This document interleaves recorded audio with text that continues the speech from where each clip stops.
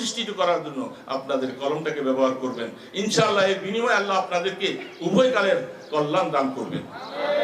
কারো তো এখানে যারা পার্ক তৈরি করছে, পার্কের ভিতরে যাদেরকে এখানে রেস্টুরেন্ট ইত্যাদি ইত্যাদি যা দিয়েছেন, আমরা খবর পাচ্ছি এখানে এই চারুকলাকে কেন্দ্র করে এখানে নারী পুরুষদের অবাধ মিলামিশা ইত্যাদি যা শুরু হচ্ছে, যা আশপাশে 5-6টা মসজিদের মাঝখানে, এইটা নারায়ণগঞ্জবাসী কোনোভাবেই সহ্য করবে না। আমরা এখন থেকে নিয়ে আমরা সোচ্চার হব, আমরা খবর নেব।